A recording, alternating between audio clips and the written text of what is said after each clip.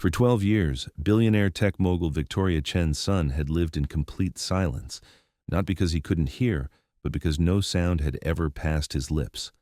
Specialists called it selective mutism, so severe it bordered on the impossible. His father had abandoned them when the diagnosis came. His mother had spent millions on therapists, treatments, experimental procedures. Nothing worked. But on a rain-soaked Tuesday evening in the gleaming corridors of Chen Technologies, something unprecedented happened. Marcus, the night janitor, knelt down to the boy's eye level in an empty hallway and signed 3 simple words. "Hello, I see you." For the first time in 12 years, 8-year-old David Chen opened his mouth and whispered back, "I see you too." Victoria Chen, watching from around the corner, felt her legs give way. She had no idea that the man who emptied her trash cans every night was about to shatter everything she thought she knew about silence, connection, and the power of being truly seen. If you're enjoying this story so far, don't forget to hit the like button and subscribe. Drop a comment telling me where in the world you're watching from. I love hearing from you. The glass spire of Chen Technologies pierced Seattle's skyline like a digital cathedral, its LED-embedded facade shifting through patterns that mimicked neural networks firing.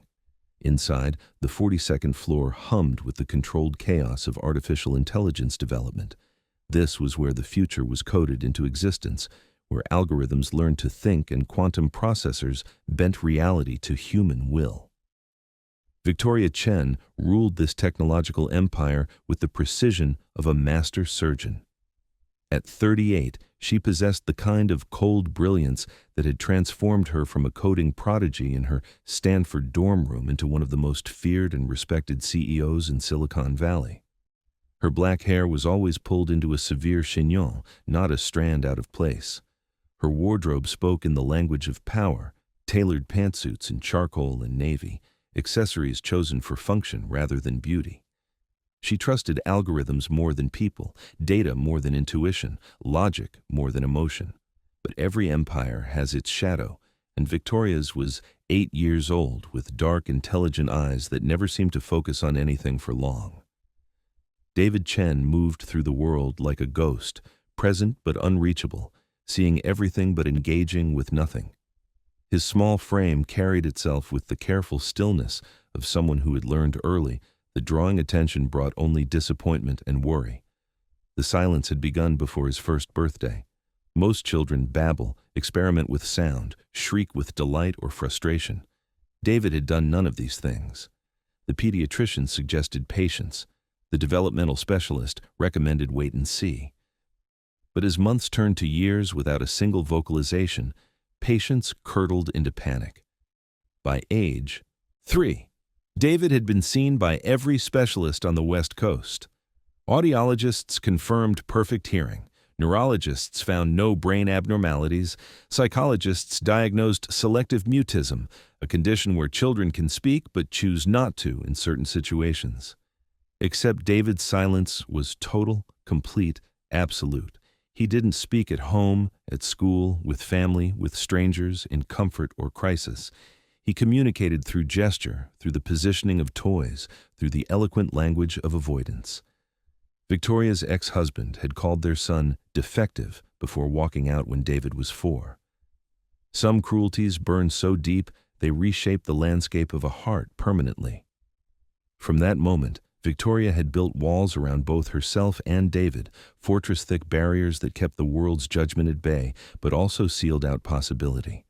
She threw money at the problem with the desperation of someone who had always believed that sufficient resources could solve anything.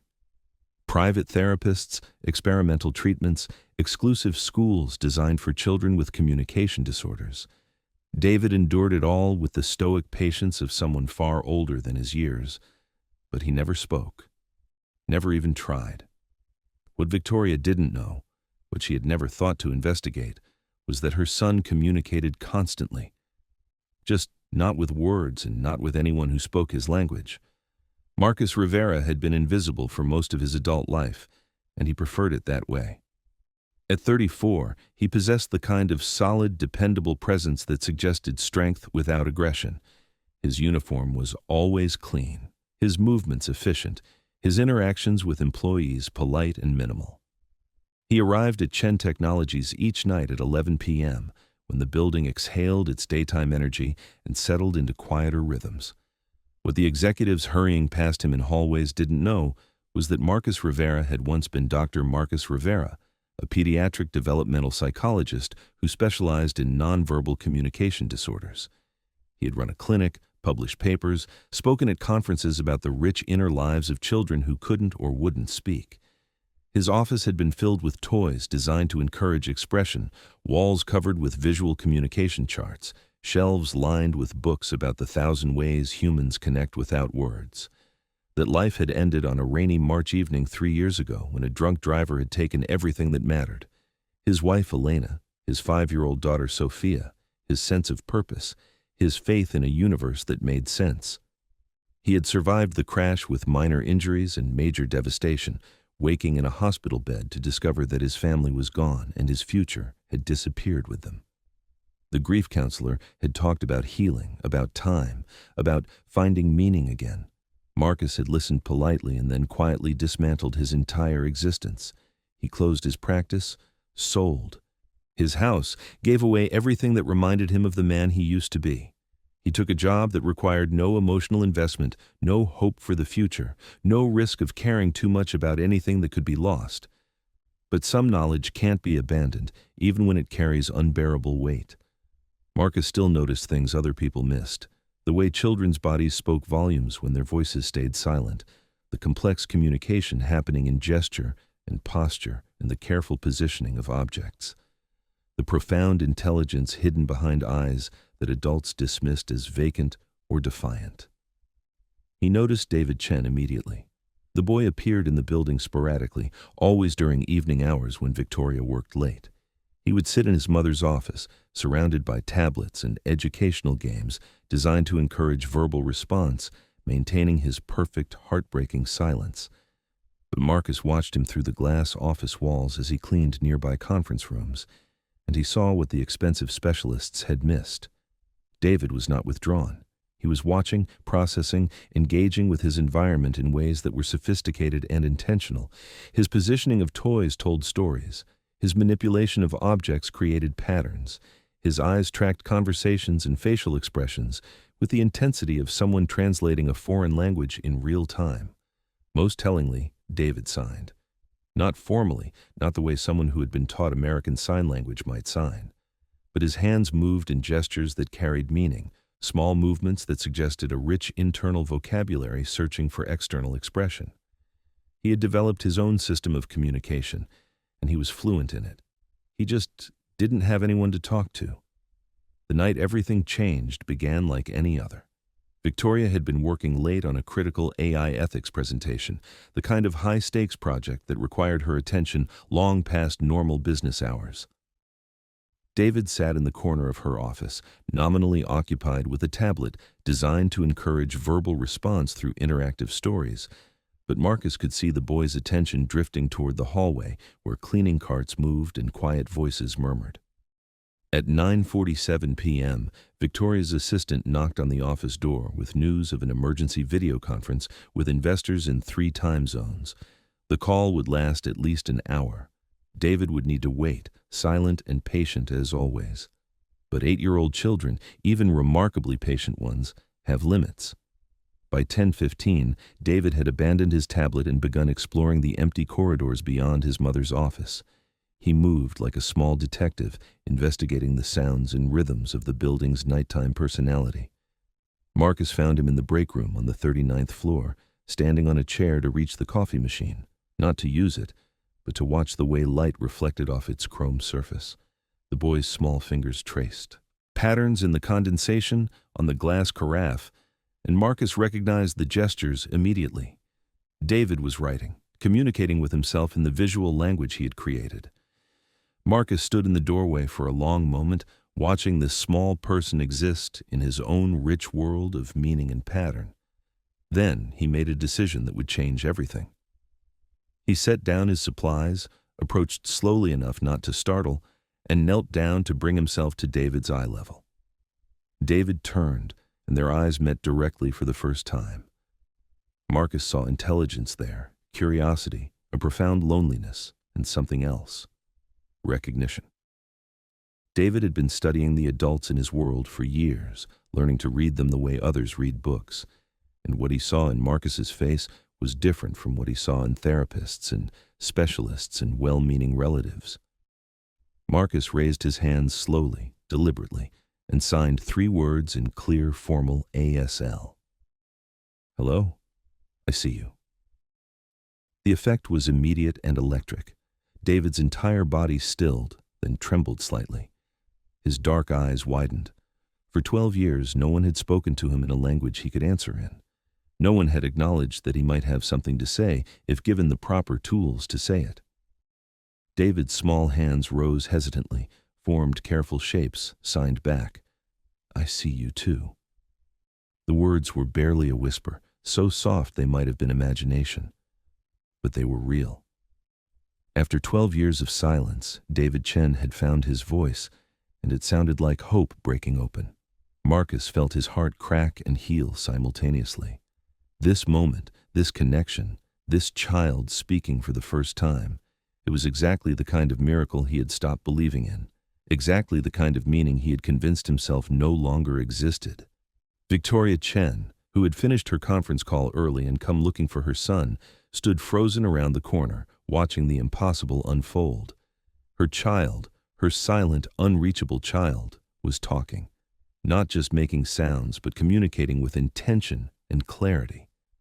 And he was doing it with the janitor. Her legs felt unsteady.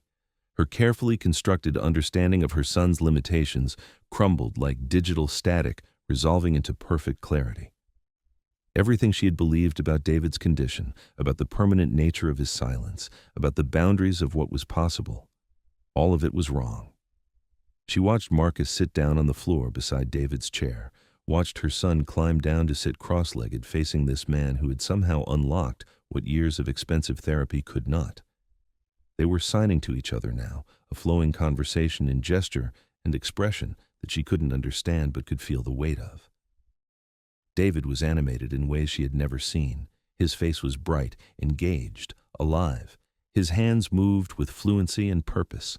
He was asking questions, Marcus was answering, and for the first time in 8 years, David was having a real conversation with another human being.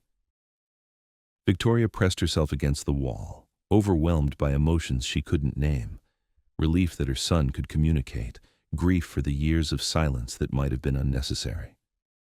Gratitude toward this stranger who had seen what she had missed, and underneath everything else, a terrible, piercing regret that the person who understood her son best was someone whose name she didn't even know.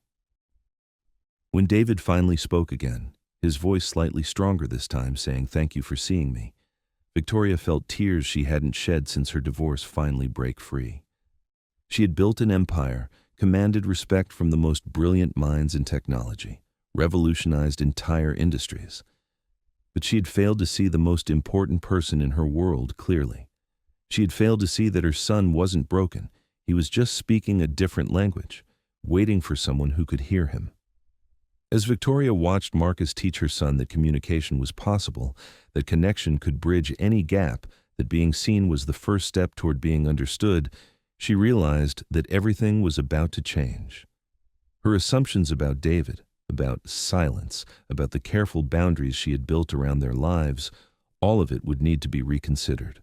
The janitor who emptied her trash cans had just shown her that sometimes the most profound expertise comes from the most unexpected places. Sometimes the person with the answers is the one no one thinks to ask. Sometimes salvation arrives through service doors, wearing work clothes, carrying cleaning supplies, and a heart brave enough to see what others miss. Victoria Chen took a shaky breath and prepared to enter a conversation she should have had years ago, with a son she was only just beginning to understand, facilitated by a man whose full story she desperately needed to hear. The silence was finally broken. Now the real work of connection could begin. Victoria remained frozen in the hallway for what felt like hours, but was probably only minutes, watching her son engage in the most natural conversation of his life with a man she had never truly seen. When Marcus finally noticed her presence, He didn't startle or scramble to explain himself. Instead, he gently touched David's shoulder and nodded toward where his mother stood. David turned, and for the first time in years, he looked directly at Victoria without immediately averting his gaze. His small face carried an expression she had never seen before, not defiance or withdrawal, but something like pride. He had discovered he could speak, and he wanted her to know. "Mom," he said, the word clear and intentional. "Marcus knows my language." Victoria's composure, so carefully maintained through board meetings and hostile takeovers and public speaking engagements that shaped entire industries, crumbled completely. She sank to her knees on the polished floor, tears streaming down her face, and for the first time in 8 years, she heard her son speak her name with joy instead of obligation. Marcus stood slowly, giving them space for the reunion he had just made possible. But Victoria's eyes found his over David's head, and what passed between them was complex. Gratitude, yes, but also questions that would need answers, and a recognition that this moment had changed the trajectory of all their lives. "Please," Victoria said, her voice hoarse with emotion, "please don't go. I need to understand what just happened. I need to understand how you did what 12 years of specialists couldn't do." Marcus hesitated. He had learned to avoid emotional investment, to keep his interactions professional and distant. But David was looking at him with such trust, such obvious affection, and Victoria's desperation was so raw and honest that his carefully constructed walls began to crack. "David has been trying to communicate all along," Marcus said quietly. "He just needed someone who spoke his language." "What language?" Victoria asked, though part of her already suspected the answer would reshape everything she thought she knew. American Sign Language, primarily, but also his own system of visual communication, the way he arranges objects, the patterns he creates, the gestures he's developed. He's been fluent in multiple forms of nonverbal communication for years. He just needed someone to notice. Victoria felt the familiar surge of anger that came whenever she encountered professional incompetence. "Are you telling me that not one specialist, not one therapist in 12 years thought to try sign language with my son?" Most people assume that selective mutism in hearing children doesn't require alternative communication methods, Marcus explained gently. They focus on encouraging verbal speech rather than acknowledging that communication takes many forms. David had been watching this exchange with the intensity of someone who understood he was the subject of discussion that would determine his future. Now, he tugged on Marcus's shirt and signed something rapid and complex. Marcus smiled slightly. "He says he's been waiting a long time for someone to ask him what he thinks, instead of telling him what he should think." Victoria stared at her son with a mixture of wonder and heartbreak. "What else has he been trying to tell me?" What followed was the most profound conversation of Victoria Chen's life, mediated by a janitor whose expertise she was only beginning to understand. Marcus translated as David shared 8 years of accumulated thoughts, observations, fears, and dreams that he had never been able to express. He told his mother that he understood why his father left and that he didn't blame her for not being able to fix him because he had never believed he was broken. He explained that he liked the sounds of the office at night better than during the day because they were gentler, more predictable. He asked if he could learn more sign language so he could talk to other people the way he talked to Marcus. Most importantly, he told his mother that he loved her, but he had always been afraid his silence made her sad, so he had tried to need as little as possible to avoid causing more disappointment. Victoria wept openly as her son's inner world unfolded before her, rich and complex and heartbreakingly thoughtful. This child she had feared was lost to her had been present all along, watching, understanding, caring, waiting for someone to bridge the gap between his world and theirs. "How did you know?" she asked Marcus when David had finally exhausted his backlog of things to say. "How did you see what no one else saw?" Marcus was quiet for a long time. He had learned to deflect personal questions, to maintain the boundaries that kept his past safely buried. But sitting here with this extraordinary child and his desperate mother, the truth felt like the only option that honored what had just happened. "I used to be a pediatric developmental psychologist," he said finally. "I specialized in nonverbal communication disorders. Before I came here, I ran a clinic for children like David." Victoria absorbed this information with the calculating precision that had made her a fortune in technology. Used to be. What happened? The pain that crossed Marcus's face was so raw that Victoria immediately regretted asking. But he answered anyway, perhaps because David was still sitting between them, a living reminder of why some stories needed to be told. "I had a family. My wife Elena was a speech therapist. Our daughter Sophia was 5, brilliant, funny, completely deaf from birth, but fluent in ASL and lip reading. We were going to change the world together, help families like yours find connection across different forms of communication." His voice became very quiet. 3 years ago, a drunk driver killed them both. I survived with a few broken ribs and a completely shattered life. I couldn't go back to that work. It hurt too much to hope for other families when I had lost mine. David, who had been following this conversation through a combination of lip reading and the emotional subtext that children read instinctively, reached over and took Marcus's hand. He signed something, and Marcus's composure finally broke. "He says he's sorry about Sophia and Elena, and he thinks they would be proud of me for helping him find his voice." Victoria felt her heart crack open. This man had lost everything that gave his life meaning, had walked away from his calling, had chosen invisibility and emotional safety over the possibility of connection. And yet, when faced with her son's need, he had risked everything he had been protecting himself from: hope, attachment, the possibility of caring about someone who could be lost. "You gave up your career to avoid this kind of pain," she said softly. "But you helped David anyway." "I couldn't not help him," Marcus replied. "Simply.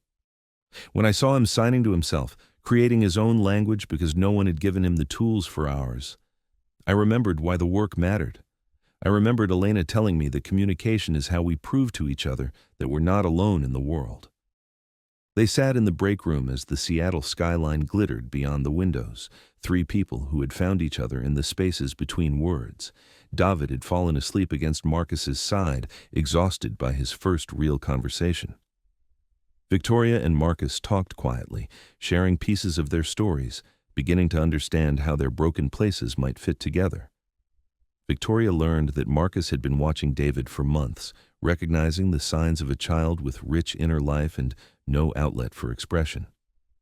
He'd been planning to approach her, but corporate hierarchies made such conversations nearly impossible. Janitors didn't typically offer unsolicited parenting advice to CEOs. Marcus learned that Victoria's apparent coldness was armor, built from years of fighting for her son in a world that saw only deficits and limitations. She had learned to present strength because any sign of uncertainty brought unwanted advice, judgment, and interference from people who didn't understand their reality. "I've been so focused on fixing David that I never considered he might not need fixing," Victoria admitted. "I never thought to ask what he needed to feel seen and understood." "Most parents in your situation do the same thing," Marcus said gently. "The medical model teaches us to see differences as problems to be solved rather than languages to be learned. As the night wore on, they made plans. Victoria wanted Marcus to work with David officially, to help him develop his communication skills, to bridge the gap between his world and the hearing world he would need to navigate. Marcus hesitated, afraid of the emotional investment, but David's sleeping presence against his side made refusal impossible. They talked logistics. Marcus would need to resign from his janitorial position to avoid conflicts of interest. Victoria would create a consulting position that utilized his actual expertise. They would need to find additional specialists who understood that David's needs were not deficits, but differences requiring support rather than correction. But underneath the practical planning, something else was happening. 2 adults who had built walls around their hearts were beginning to recognize kindred spirits. Victoria saw in Marcus the kind of gentle strength her son had always needed, and she had never known how to provide. Marcus saw in Victoria the fierce protectiveness that reminded him of Elena, combined with a vulnerability that made him want to shield her from further disappointment. Neither acknowledged the growing attraction directly. It felt too soon, too complicated, too risky. But David, even in sleep, seemed to sense the connection. He had found his voice through Marcus's expertise and his mother's love, and now he was unconsciously working to weave them together into something that might become a family. If you're hooked on this story, make sure to subscribe and turn on notifications so you never miss an upload. Your support means everything and helps me bring you more emotional stories like this one. The transformation began immediately. Within days, Victoria had restructured her schedule to spend more time with David, learning sign language alongside him, discovering that her son had opinions about everything from artificial intelligence, ethics, to his favorite foods, to the way different people's voices sounded when he lip-read their conversations. She hired Marcus as Director of Communication Services for Chen Technologies, a position that didn't previously exist but suddenly seemed essential. His first project was developing assistive technology for children with communication differences, bringing his clinical expertise together with the company's technological capabilities. The corporate world noticed the changes quickly. Victoria Chen, known for her razor-sharp focus and emotional distance, was suddenly leaving meetings early to attend sign language classes. Her assistant fielded calls from confused board members who wanted to know why the CEO was spending company resources on communication accessibility research. The gossip was inevitable. Some employees found Victoria's transformation inspiring, a powerful woman discovering new depths of empathy through her son's breakthrough.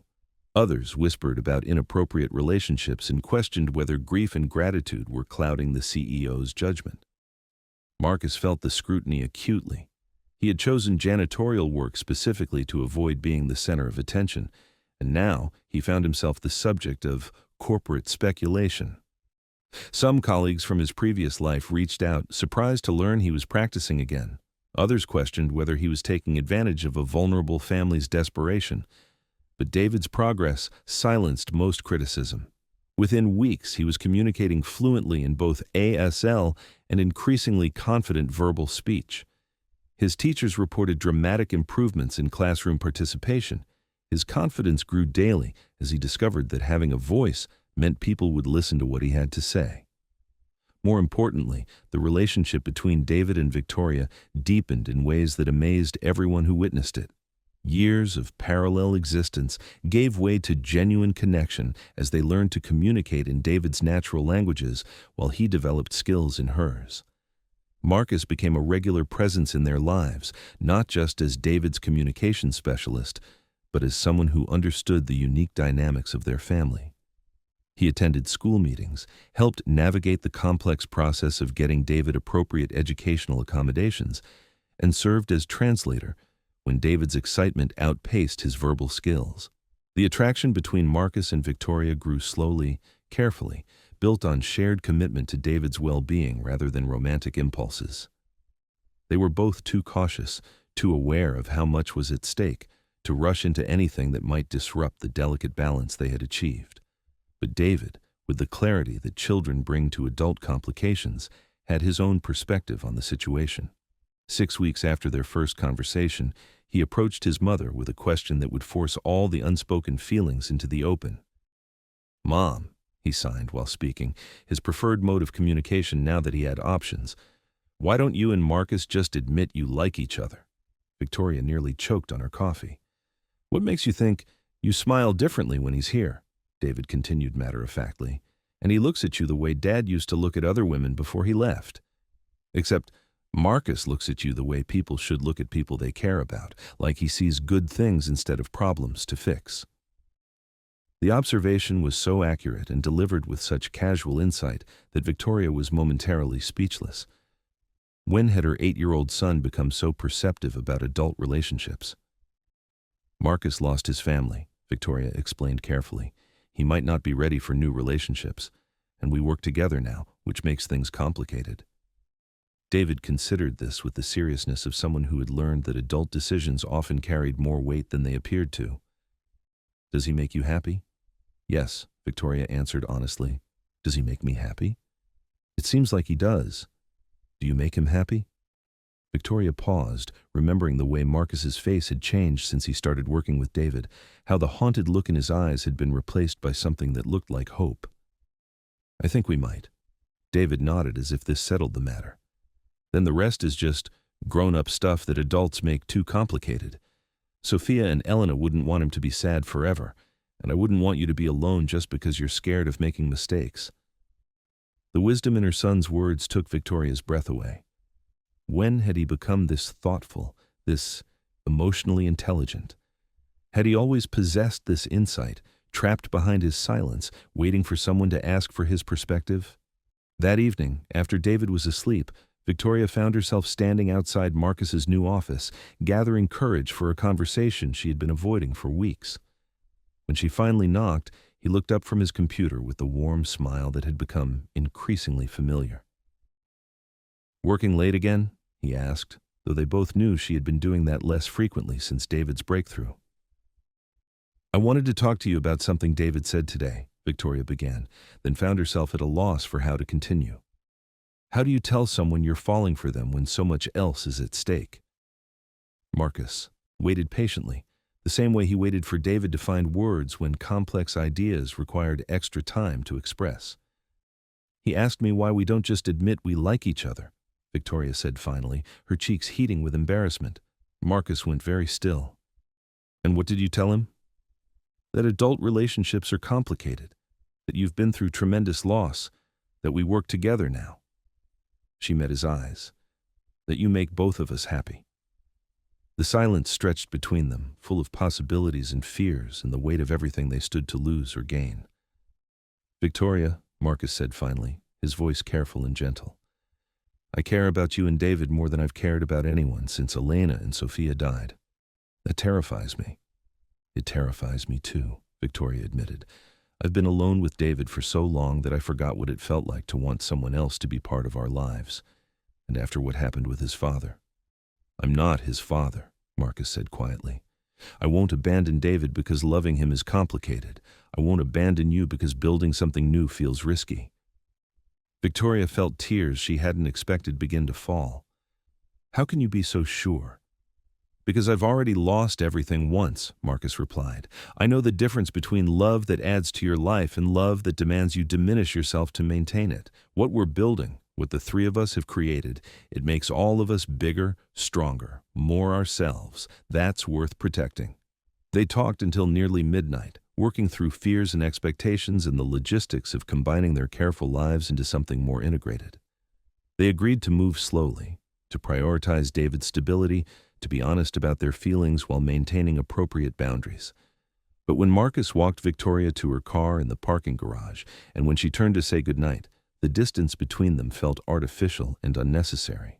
When he reached up to brush a tear from her cheek, when she leaned into the touch, when they finally kissed after weeks of careful restraint, it felt like the most natural thing in the world. David, watching from his mother's office window 42 floors above, smiled and signed to himself. Finally. The real work of building a family was just beginning, but the foundation was solid. Communication, trust, mutual respect, and the revolutionary understanding that love comes in many languages, all of which deserve to be heard. 3 months after David spoke his first words, the fragile paradise they had built began to crack under external pressure.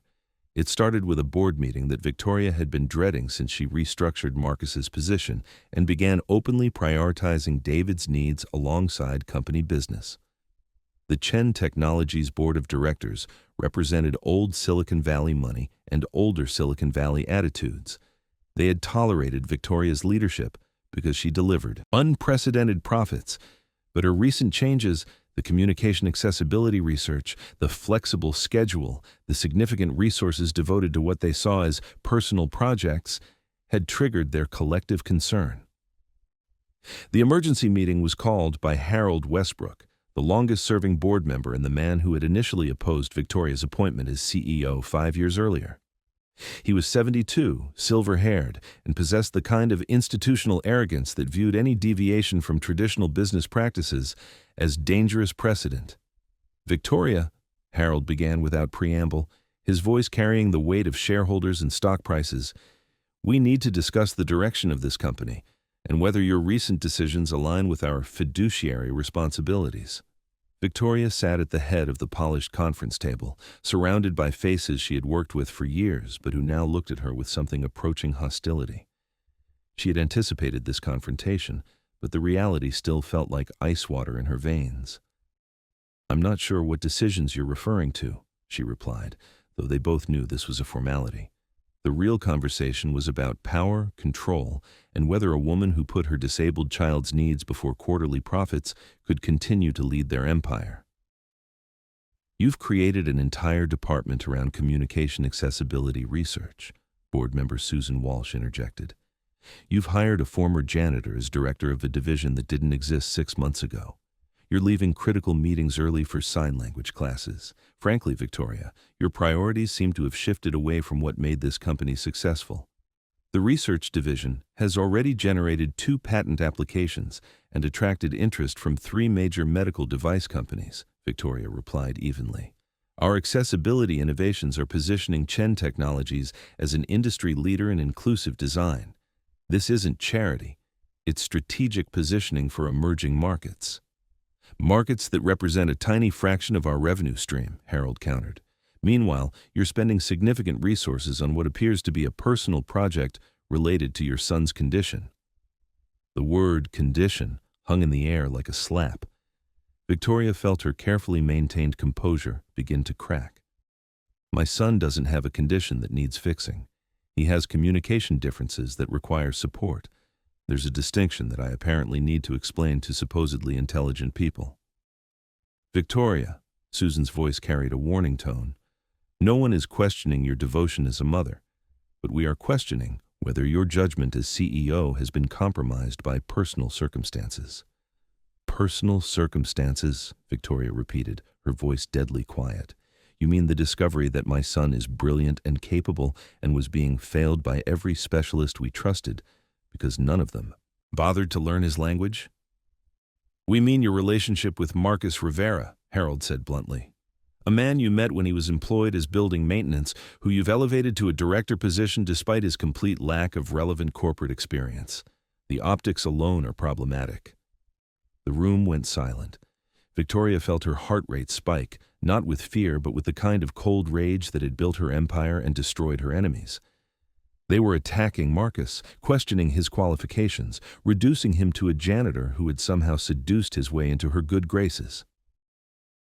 "Marcus Rivera has a doctorate in developmental psychology and 15 years of clinical experience working with children who have communication differences," Victoria said, her voice cutting through the tension like surgical steel. "He identified what 12 years of expensive specialists missed. He gave my son a voice. His qualifications are impeccable, and his results speak for themselves." "His qualifications for the position you gave him," Harold pressed, "not for the relationship you've developed with him." Victoria stood slowly, and everyone in the room recognized the gesture as the prelude to the kind of corporate warfare that had made her legendary. "My personal relationships are not subject to board approval. My business decisions are evaluated based on results, not on your personal comfort with my choices." "Your personal relationships become our concern when they impact company resources and decision-making," Susan replied. "We have a fiduciary responsibility to shareholders."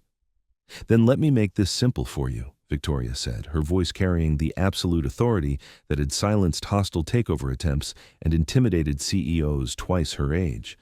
"I am delivering record profits while building industry-leading accessibility research that positions us for long-term growth in emerging markets. If you have concerns about my performance, present them with data. If you have concerns about my personal life, keep them to yourselves." But Harold wasn't finished. "Victoria, we're prepared to call for a vote of no confidence if you cannot demonstrate that your recent decisions align with company interests rather than personal ones." The threat hung in the room like a live wire. Victoria realized this had never been about company performance or resource allocation. This was about control, about a board that had never fully accepted her leadership and was using her newfound happiness as leverage to reassert their authority. "Then call your vote," Victoria said quietly. "But understand that I will not sacrifice my son's well-being or the people who have helped us for your outdated notions of appropriate corporate behavior." That evening, Victoria sat in her car in the Chen Technologies parking garage, hands shaking as she processed the ultimatum she had been given. Choose between the company she had built and the family she had finally found. Prove her. Loyalty to the board by distancing herself from Marcus and treating David's needs as secondary to quarterly profits. She thought about calling Marcus, but the board's accusations had planted seeds of doubt she hated herself for entertaining. Had she compromised her judgment? Was she letting gratitude and attraction cloud her business decisions? Had she put the company at risk for personal reasons? When she finally drove home, she found Marcus and David in the living room, working on homework together. David was practicing writing sentences that combined spoken words with sign language, his confidence growing daily as his communication skills expanded. Marcus was patient, encouraging, treating David's questions with the respect reserved for important intellectual discussions. Watching them together, Victoria felt the doubts dissolve. This wasn't compromised judgment. This was what family looked like when it was built on mutual respect and genuine care. But the board's ultimatum remained, and Victoria knew that corporate warfare was never contained to boardrooms. If Harold wanted to destroy her, he would use every weapon available, including attacking the people she loved. "How was your day?" Marcus asked when he noticed her standing in the doorway. Victoria forced a smile. "Complicated, but watching you two makes it better." David looked up from his homework with the perceptive eyes that missed nothing. "Are people being mean to you about us?" The question was so direct, so insightful, that Victoria's composure finally cracked. Some people don't understand that families can be formed in different ways. They think business and personal life should be completely separate. "That's stupid," David signed and said simultaneously. "You're happier now. When you're happier, you're better at everything. Even I know that." Marcus's eyes met Victoria's over David's head, and she saw understanding there. He knew what kind of pressure she was facing, had probably anticipated it from the moment his janitorial position became a director-level role. "David," Marcus said gently, "why don't you finish your homework in your room? Your mom and I need to talk about grown-up things." David gathered his materials with the careful efficiency of someone who understood that adult conversations often determined his future. But before leaving, he approached Victoria and hugged her with the fierce affection of a child who knew his mother was fighting battles he couldn't help her win. "Whatever people are saying," he signed, "they don't know us. They don't know how we work. Don't let them make you forget what's real." When David left the room, Victoria finally allowed herself to break down. The tears came in waves: frustration, fear, rage at the impossible position she had been placed in. Marcus held her while she explained the board's ultimatum, their threats, their demand that she choose between her company and her family. "They're using David as leverage," she said, through her tears. "They're using you, using our relationship, using everything good we've built as weapons against me."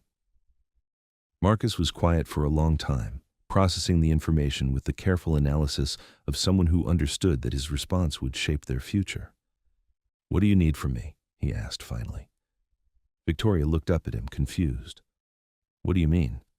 "I mean, what do you need from me to handle this situation? Do you need me to step back, resign from the position, make this easier for you politically?" "No," Victoria said immediately, fiercely. "Absolutely not. I won't let them force me to abandon the people who matter most." "Then what's our strategy?" Marcus asked, and the word "our" made Victoria's heart stutter. He wasn't offering to sacrifice himself for her convenience. He was offering to fight alongside her. They spent the next hour developing a plan that would force the board to confront the reality of their situation rather than their prejudices about it. Victoria would present comprehensive data on the Accessibility Research Division's performance, projected revenue streams, and strategic positioning benefits. She would document David's educational progress and the reduced costs associated with his care now that his communication needs were properly addressed. Most importantly, she would force the board to articulate exactly what business concerns justified their interference in her personal life. "This could get ugly," Victoria warned. "They might try to attack your credibility, your background, your qualifications." Marcus smiled, and for the first time since she had known him, it was the confident expression of someone prepared for battle. "Victoria, I spent 15 years defending the rights of children who couldn't speak for themselves. I survived losing my entire family and rebuilding my life from nothing. I'm not afraid of corporate bullies who think titles matter more than results."